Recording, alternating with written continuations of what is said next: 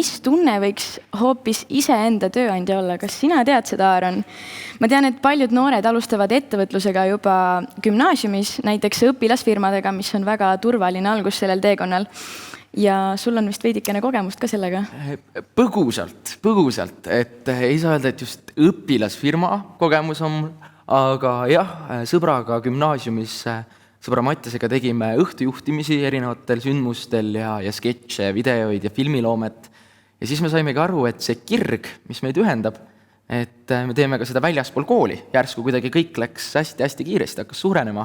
Ja siis mõtlesimegi, et võiks asja ametlikuks teha ja hakatagi sellise asjaga väljaspool kooli tegelema. Ja ühel hetkel saigi lihtsalt tavalisest hobist mõneti ettevõtte.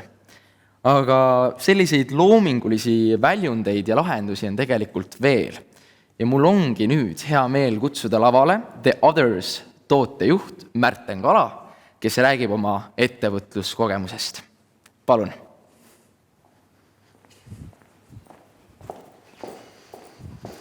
Jah, et suur tänu sissevaatuse eest. Ütleks niimoodi, et see detail slide, mis praegu ees on, et see kõik räägibki sellest, et mida nagu täpselt ettevõtjad nagu teha suudavad või milleks nad võimelised on ja miks seda üldse teha. Et see sõna miks, see küsimus käib nagu igalt poolt sellest slaidishow'st läbi. Ja. Aga jah, ma olen suht lihtne inimene, et selles mõttes, et ma teen sporti, üks pilt on jooksmisest seal, teine pilt on see, kuidas ma sõpradega mussi teen ja siis kolmas pilt, mis võtab minu meelest ettevõtluse päris hästi kokku, on see sinise taustaga. See, kus põhimõtteliselt üks tüüp on mingi 6 käega ja siis suudab, jack of all trades põhimõtteliselt, et ta suudab teha kõiki asju maailmas. Et ma räägingi nagu põhimõtteliselt sellest, et miks mina olen ettevõtja, mis asi on nagu innovatsioon ja miks on nagu ettevõtluses kõige olulisem asi.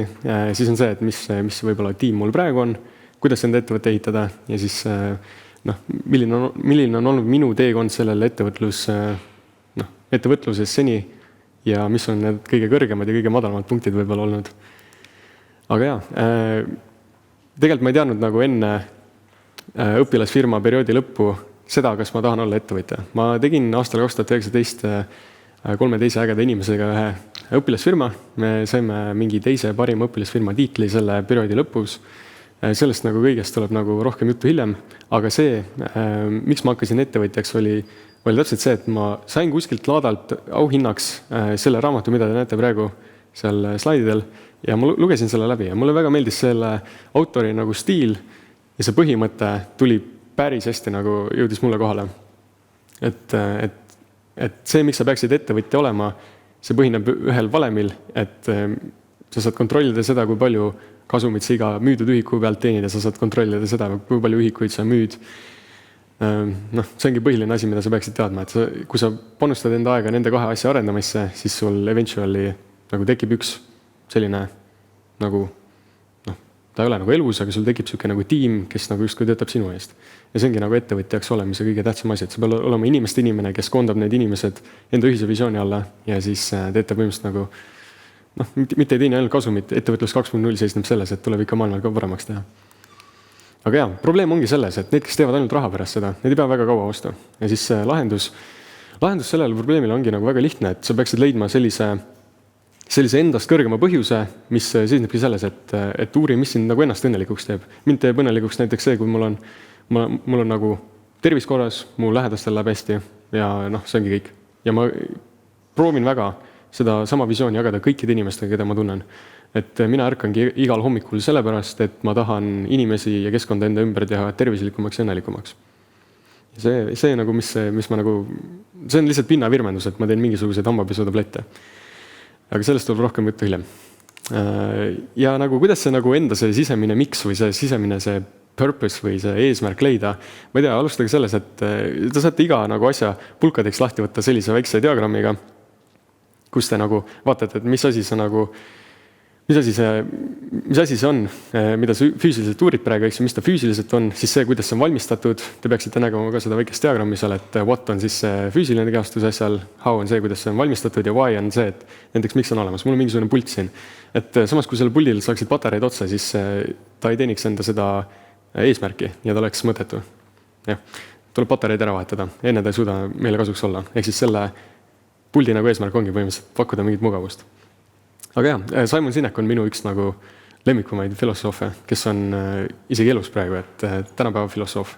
Ja tema nagu võtab selle teooria nagu väga pulkadeks lahti, et miks on oluline alustada küsimusest miks. Ja ma tean, et nagu Toyotas küsitakse ka iga probleemi nagu tuumani jõudmiseks küsitakse 5 korda küsimust miks, et miks läks rehv katki. Noh, ma ei tea, rõhk oli liiga väike või tee oli liiga konarlik, mingid siuksed asju. Ja kui sa küsid 5 korda miks ära, siis sa jõuad päris hästi selle nagu kõige nagu keskmise kohani välja. Aga jah, innovatsioon, selles mõttes, et miks see on nagu oluline, et te näete siin 2 pilti, kuidas sul on nagu mingid tüübid on kuskil talvel jää peal, raiuvad jääd, ütlevad, et nad on maailma parimad jääraiujad ja noh, nad teenisid päris head raha niimoodi. Et nad said seda ainult talvel teha, kui õues oli külm, lumi oli maas, tiigid oli täis ja siis nad lõikasid oma jääd. Aga need tüübid nagu läksid kind of nagu pankrotti oma ettevõtetega, sellepärast et tekkisid linnadesse sellised tehased, mis tootsid ise jääd aastaringselt. Ja noh, see ütleb suht hästi ära, et kui sul on võimalik aastaringselt jääd toota, ilma et sa pead ainult talvel minema digi peale ja siis tooma need suured jääkubikud ikkagi kuskile keldrisse peitu, et nad suvel ära ei sulaks. No, et see tehas on nagu palju mugavam. Aga samas need tehased läksid ka pankrotti, sellepärast nad ütlesid, et nad on maailma parimad nagu valmistustehased. Et need kõik nagu, noh, need kõik tehased läksid pankrotti sellepärast, et tekkisid külmkapid, mis suutsid ise jääd toota. Ja see viis nagu jää tootmise aastaringselt inimeste kööki. Ja noh, innovatsioon toimubki selliste suurte hüpetena ja see on see, mida sa ettevõtjana peaksid ise ka tegema.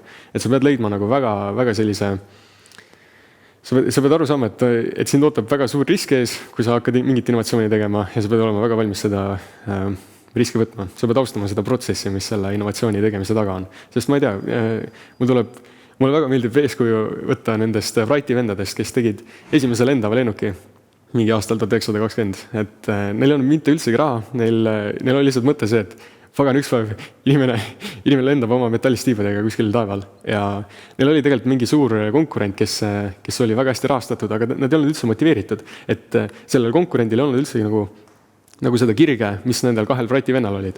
Ja paar prototüüpi hiljem Wrighti vennad lendasid, tõestasid võimatut ning tegid maailmale silmad ette. Nii palju, kui need ajalehed suutsid kajastada seda. Ja minu jaoks nad on 2 väga suurt eeskuju, mis näitavadki väga hästi ära, et kui sul on olemas mingisugune kindel nagu miks, sul mingi küsimus on vastatud enda sees, mida sa tahad tõesti ära teha, siis sa nagu mingil hetkel saavutad selle. Et see on nagu Einstein, kes ütles, et ta ei ole üldsegi tark, aga ta tegeleb probleemidega kauem kui keskmine inimene. Ja, aga siin on põhimõtteliselt minu tiim siis. Mina istun seal vasakul pool ja 13 inimest on siis need, kellega ma tegin aastal 2019 õpilasfirma ja hakkasimegi põhimõtteliselt hambapesutablette tootma. Ja tiimi ehitamine, kusjuures, on ka üks väga oluline asi, et minu meelest tiim on ettevõtte kõige suurem toode, sest et tiim on see, kes ehitabki need piisamad tooted valmis.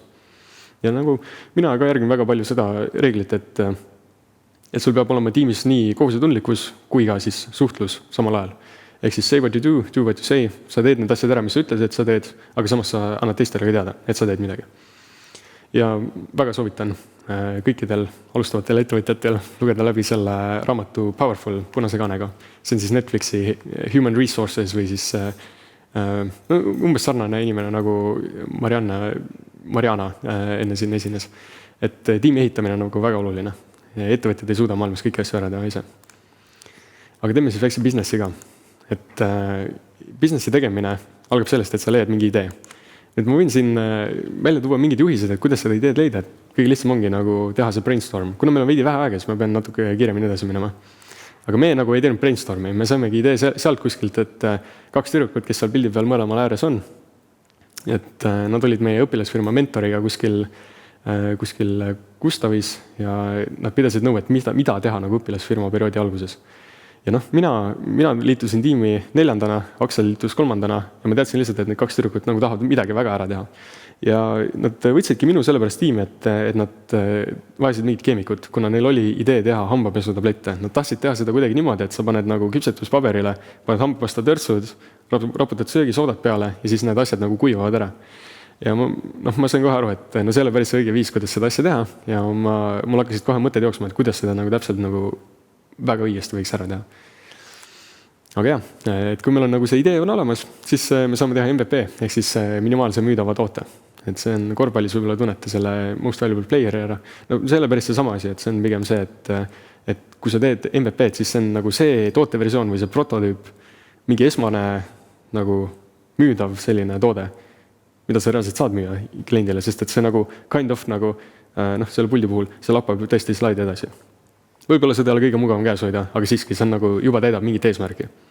Et kui sa teed enda MVP-d, siis peaksid küsima enda käest, et kas sul on nagu piisavalt oskusi, teadmisi, tööriistu, ma ei tea, ühendusi või connection eid, mingid tuttavaid, keda sul on vaja, et sa saaksid selle MVP ära teha. Et kas sul on kõik need asjad olemas, et kui sul on, siis hakka kohe pihta. Ja mida ma õpilasfirmat tehes aru sain, oli siis täpselt see sama asi, et sa tõesti peaksid küsima inimestelt abi, sellepärast et kui sa ei küsi, siis sulle öeldakse niikuinii tehniliselt ei, aga kui sa küsid, siis sa tegelikult ei kaota mitte midagi. Ja see küsimuse nagu, see vale häbi, sellest tuleb nagu kindlasti üle saada. Ja see win-win situation, mis tegib siis, kui sa küsid mingilt kogenumalt inimeselt abi, sealt tuleb välja see, et sina saad oma väärtuslikku nõu kätte ja see inimene, kes aitas sind, ta tunneb ennast hästi, et ta sai mingit noort hakkajat aidata. Et selle õpilasfirma jooksul milleks nagu väga tihti ma kogesin seda. Aga jah, siin on nagu 3 pilti sellest, et kuidas see nagu MVP tegemine käis, et paremal pool te näete ühte vihikut, kus oli mingi kauss ja seal mingid pulberid sees. Me tegime mingi 50 sellist segu ja siis me panime vihikusse kirja kõik need nagu head ja halvad küljed iga segu kohta. Et see oli nagu üks nagu selline pool sellest prototüüpimisest. Keskel on pilt sellest, kuidas ma teen Aksliga neid samu segusid. Tema mingi köögis kell 1 öösel või midagi sellist. Ja siis kõige vasakul on juba selline pilt, et kui me nagu saime sellise enam-vähem sobiva segu valmis, siis me läksime Tartu Ülikooli ravimiteadlaste juurde mingisuguse supipurgiga, kus oli see pulber sees, veits allikas pulber. Ja siis me ütlesime neile, et ma tahaks sellest nagu tablette teha, et see nagu puhastab hambaid ja värki. Ja siis nad veidi naersid, aga nad said aru, et meil on nagu suht tõsi taga, kuna me tahtsime väga seda õpilasfirmat teha. Ja me pidime mingi umbes 50 prototüüpi veel tegema, et see nagu pulber poolavamaks teha. Muidu ta oleks tablettimismasin ära ummistanud. Ja nagu mis ma seal õppisin, oli siis see, et ma ei tohi alla anda, et isegi kui sa oled nagu põrgus, sul ei ole mõtet seisma jääda, et sa pead ainult nagu otse edasi minema ja küll sa näed seda valgust, mis seal lõpus paistab. Ja tõesti, kui ma oleks seal kuskil, ma ei tea, 30. prototüübi juures alla andnud, siis ma tegelikult ei oleks täna siin. Et üks reegel nagu ettevõtjatele ongi see, et don't give up. Ja. Et elu on lihtsalt üks suur mäng, et mängi seda nii hästi, kui saab. Aga kui sul on MVP valmis, siis testimine on väga oluline osa sellest. Et ma lasin enda isal testida minu toodet nagu tasuta tükk aega, aga siis, kui ma nagu müüsin talle selle toote, siis ta andis mulle päris jõhkrat tagasisidet. Võtsin need punktid arvesse, tegin oma toote nii paremaks, kui ma sain ja juba nagu see toote kvaliteet tõusis. Ja siin ongi vaata see punkt, et kui sa tahad tõesti enda toodet testida, siis sa peaksid müüma selle teistele inimestele, sest et siis nad tunnevad, kas nad said piisavalt väärtust selle tootega enda raha eest või mitte. Jätke see meelde. Ja see on meie testimisfaas, et me oleme seal vasakul pildil, oleme Tartu kaubamajas mingil jõululaadal.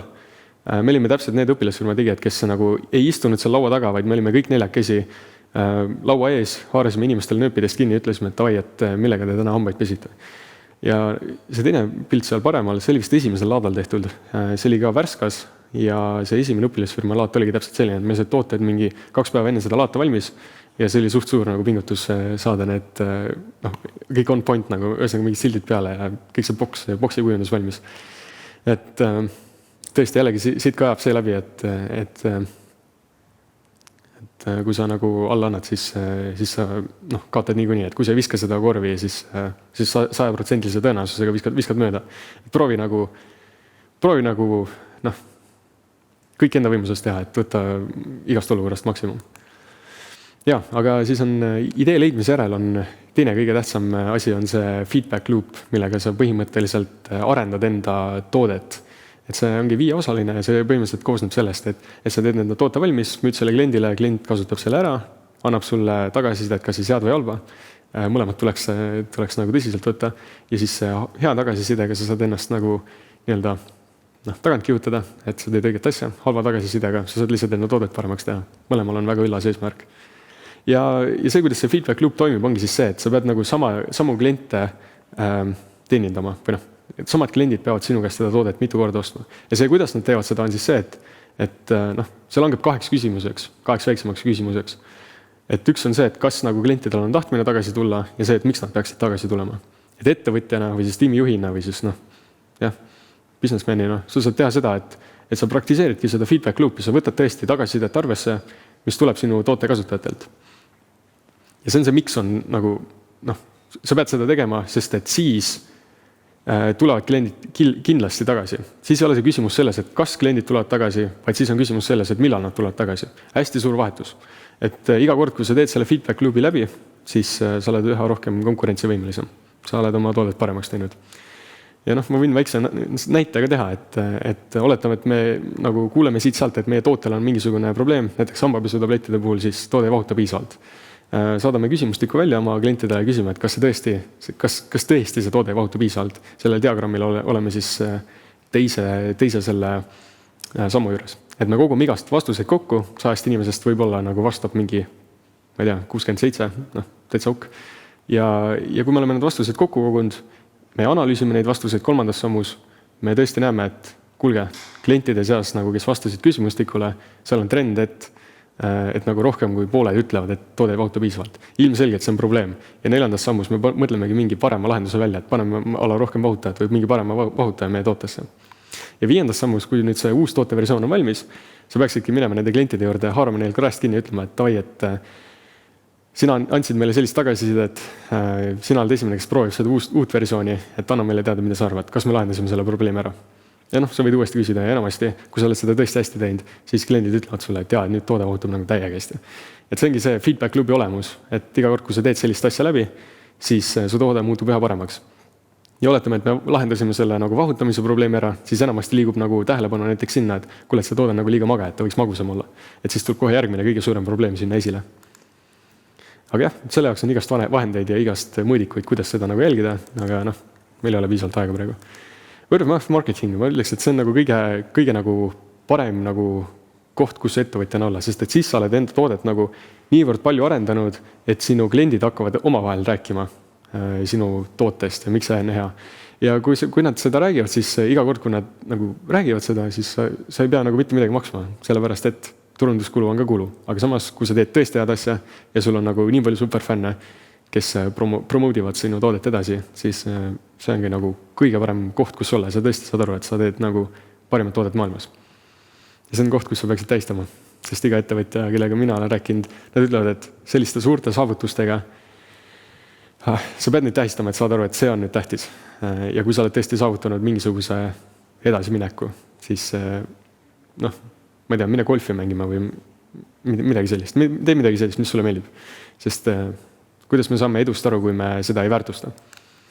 Aga jah, kui see on tehtud, siis lihtsalt repeat'i. Repeat'i kas siis uue tooteliini, uue ettevõtte või mingisuguse asjaga.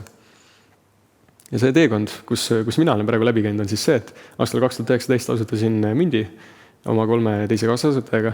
Tegime eduka õpilasfirma perioodi ära, saime teise parima Eesti õpilasfirma tiitli, siis saime esimesed jaeketid. Me saime aru, et nendega kaasneb siuke vastutus, et me ei saa kohe nagu seda ettevõtet kinni panna.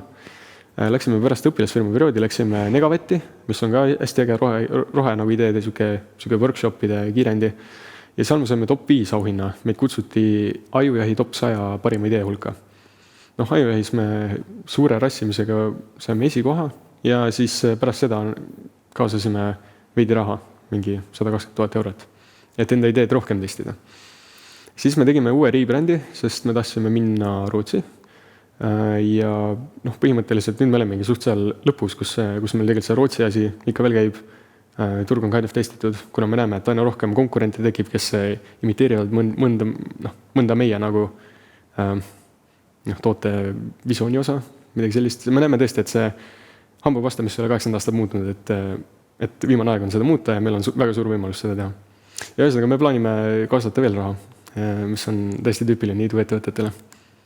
Aga jah, suurima läbikukkumised, need on suht palju, aga ma räägiks seda, et jah, ma võtan selle kõige viimase seal, et oli võib-olla Ajujahi top 6 ja me pidime näitama tulemusi kohtunikele ja me tegime mingi eelmüüki või midagi sellist, sest nii palju inimesi ostis meie toodet, et meil sai laadu tühjaks. Ja nagu te ikka teate, et keegi parkis ennast mingi hetk paadiga põiki Suessi kanalisse või Panama kanalisse või mingi kanal oli kinni ühesõnaga. Siis oli mingi viirus ja siis olid mingid hästi paljud haigestumised, siis oli ma ei tea, sõda ka praegu, eks ju, kestab. Et igasugused sellised faktorid andsid meile tarneajalast tunda ja meil lihtsalt tekkisid mingid hilinemised. Noh, ja umbes oligi siis see, et ma sõitsin meie tehasesse kohale, mis on umbes mingi 500 kilomeetri kaugusel. Tõin need tooted ära, jõudsin teisipäeva, mitte teisipäeva, aga esmaspäeva keskööks, jõudsin tagasi Tartusse. Esmaspäev vastu teisipäeva ja siis hakkasin kõiki mingi 500 pluss tellimust oma tuttavatega pakendama. Ja kõik Tartu pakiautomaadid olid tellimusi täis ja hommikul ma ei suutnud isegi mingi kooli minna ja värki eks ju. No see ei ole kõige olulisem. Kõige olulisem on see, et need 500 inimest enamasti said ikkagi nagu halva kogemuse, sest et see tarneaeg oli nii kuradima pikk. Kuigi nad nägid head reklaami, kuigi nad said võib-olla head otte, see tarneaeg oli märkimisväärselt väiksema kvaliteediga. Ja see on asi, mida tuleb nagu terviklahendust silmas pidades täiesti vältida. Et nagu põhiline õppetund ongi siis see, mitte see, et sa olid väsinud ja mingi ei jõudnud kooli. Ei, see on liiga väike, võrdles selle suurema pildiga. Aga suurimad kordaminekud, ma ütleks, et need on palju suuremad või need on palju tähtsamad kui need läbikukkumised. Sest läbikukkumised on lihtsalt sellised asjad, mis nagu õpetavad sulle, et kuule, et ära seda asja niimoodi tee. Et iga õppetund, mida sa ei õpi ära, see jääb ennast kordama ja suht kauaks. Ja noh, me võitsime ajujahi, meil on päris palju õnnelikke püsitellijaid. Edasimüügi esindusi on küllaltki sajaringis ja siis võt selle raha kaasamisega on täpselt see, et sa võid tegelikult nagu teha äri niimoodi, et sa teed nullist enda rahadega, bootstrapid nii-öelda, või siis sa võid enda kasvu kiirendada ja siis tõesti kaasata raha, mis on, millega tuleb suur vastutus kaasa. Aga samas, noh, eks see oleneb investorist, kas ta usub sinusse ja sinu tiimi piisavalt, et sa saad sellega hakkama. Ja siis siin on mõned nagu väljavõtted sellest, et kus me kõik käinud oleme. Et seal on üks pilt on sellest, kuidas me oleme ajujahi mingi poodiumil. Ajujahil saime edasi minna esinema kuskile Startup Day lavale. Käisime õhtusaates vist, või noh, mina selle käinud. Aga noh, see seikluste nagu, noh, seiklusi on väga palju olnud. Kas või see, et ma olen pidanud mingi 500 kilti pluss 500 kilti veel otsa tehasesse sõitma tagasi. Et seal juhtub igast asju. Aga jah, siis mõned asjad ohverdustest, kui sa oled õpilane. Et ma ütlen, et kõige tähtsam on võib-olla see, et alusta nagu täna, sest kui sa arvad, et sa teed nagu ülikooli ära ja siis hakkad ettevõtjaks, sa võiksid sama hästi nagu alustada nagu täna. Sellepärast, et ülikooli lõpuks sul võib olla nagu väga hästi nagu pere olemas juba, mis on nagu väga suur kohustus ja mis on üldse halb kohustus. Et mida rohkem aeg edasi läheb, seda rohkem kohustusi sul tekib, aga õiged ettevõtjad alustavadki täna. Et mis on mulle praegu kõige olulisem? Kas mul on olulisem see, et kui ma peale kooli lähen koju, et kas ma teengi 3 tundi nokitsen enda ettevõtte kallal või teen koduteed ära, olen väsinud ja siis ikkagi tee enda ettevõtet. Et see on kõik prioriteetide järjestuses. Sul ei ole kunagi nagu piisavalt aega, sul on lihtsalt see, et mis on sinu jaoks kõige tähtsam ja kui sa valid tõesti selle kõige tähtsam asja ja tegeled sellega, siis sul on selle jaoks päris palju aega. Ja, siin on näiteks tavaline päev, kui ma tegin õpilasfirmat. Et õnneks praegu nagu kõik see nagu pakkimine ja värk on nagu meil eraldi laos, aga noh, põhimõtteliselt siin pildil te näetegi seda, et kuidas me olime enda nagu ühe firmakaaslase elutoas, panime mingid karpidesse, panime tooteid ja saatsime need laiali. Et see käis nagu igal koolipäeval pärast kella 4, kui kooli sai läbi, me hakkasime sellist asja tegema, tegime koosolekuid, tegime kõnesid mingite investoritega, tegime mingi omi asju, mingi suhteliselt vähe oli aega enda personaalse elu jaoks. Sul oli täpselt nii palju aega, et sa saaksid ennast võib-olla spaas või kuskil välja lülitada ja magada normaalselt välja. Kuigi noh, need magamata öid oli ka nii mõndagi. Eelised on palju suuremad kui ohverdused, see on kindel. Et nagu ma alguses rääkisin selle küsimuse nagu tähtsusest, siis sa pead lihtsalt küsima, et keegi saaks sind aidata. Ja sa pead nagu küsima õige küsimuse. Sest minu meelest Steve Jobs ütles seda, et kui sul on nagu probleem õigesti sõnastatud, siis on nagu pool lahendust juba käes. Teine pool on lihtsalt ära tegemine. Ja tegelikult siin on nagu see nagu hea külg sellest ettevõtlusest, et üks meie investoritest, Ragnar Sass, kutsus meid vist eelmisel suvel sinna kostüümi peale kuskile tema Raplamaa mõisa. Väga äge. Seal on igast ägedaid inimesi. Ja need on need inimesed, kellega ma tahan elu lõpuni koos olla. Aga tänan kuulamast. Ja tegelikult äge publik olete olnud. Suur aitäh, see oli väga inspireeriv kuulamine praegu. Super. Mina võtaksin endaga kaasasid selle, et tuleb ise olla aktiivne, et lihtsalt küsida hästi palju ja tunda huvi, sest et see viibki edasi. sest kui ei tee, siis keegi sinu eest ka ei tee. Tundub mulle nii. Ja minu arvates on Märten perfektne näide sõnast ettevõtja. Võtad ette ja teed selle asja ära. Et see lause, mida me oleme täna nii palju kuulnud, don't give up, kõlas siit ka läbi, et lihtsalt pane edasi, sellepärast, et nagu Märten ütles, kui sa ei viska korvi poole, siis see võimalus, et sa sinna sisse saad, ongi, ja et sa ei saa sinna sisse, on 100%. Et pigem proovi viset. Alati tuleb proovida. Just. Nii, aga panen nüüd end valmis. Siin tuleb nüüd rodupidi küsimusi. Nii. Esimene. Sinu lemmikmaitsega hambapesutablett. Ma ei tea, piparmint. Piparmint. Obviously. Vist on kerge mõnus. Nii, kui noorelt teadsid, et soovid tegeleda ettevõtlusega? No tegelikult mingi, just kui ma sain 18 või midagi sellist, nagu straight out'i nagu häll, et mõistsin, et see on ainus viis, kuidas ma tahan elu elada. Soovitan selle raamatu läbi lugeda. See avas mu silmad. Väga hästi. Paneme kõrva taha. Just siis selline küsimus, et mida sa teeksid siis, kui sa poleks ettevõtja?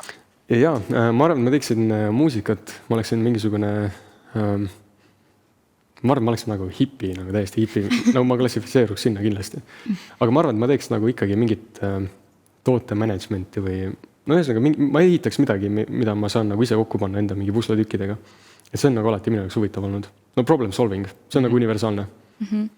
Ning kuulajaid huvitab ka, et kuidas sa endi investorile maha müüd? Kujuta ette, et me oleme investor. Okay.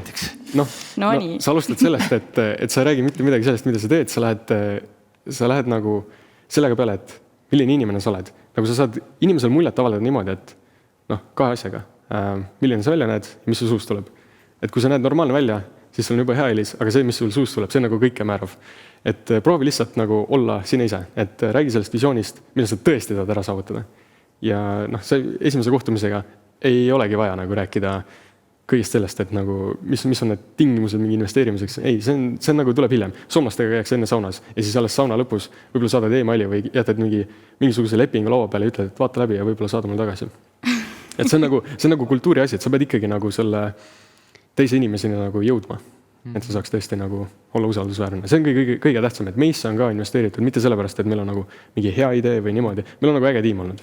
Ja nagu selles ongi nagu põhipoint, et kui sa suudad jätta sellise nagu tegija mulje ja of course sa pead nagu tegusid ka tegema, et siis sul üldsegi probleemi saada see usaldus enda investoritelt. Ja. See on hästi huvitav sild, sellepärast, et täna on hästi palju tulnud välja ka seda, et töövestlustel, kooli kandideerimisel on oluline see, et milline sa ka inimesena oled. Ole norm vend. Et näed, kandub ka siia poole üle. Just, ja praegu müüsid sa küll end meile maha. Tavai. Nii, veel üks küsimus. Kas vastab tõele, et tee sõbraga äri ja kaotad nii sõbra kui äri? Tee sõbraga äri, ja no selles mõttes, et vali kindlasti nagu sellised inimesed enda tiimi, kes on nõus enda nagu ego maha suruma selle nimel, et tiim nagu läbi lööks. Et sul ongi, alati on see nagu personaalne ja siis tiimisisane selline siht, kuhu sa tahad jõuda.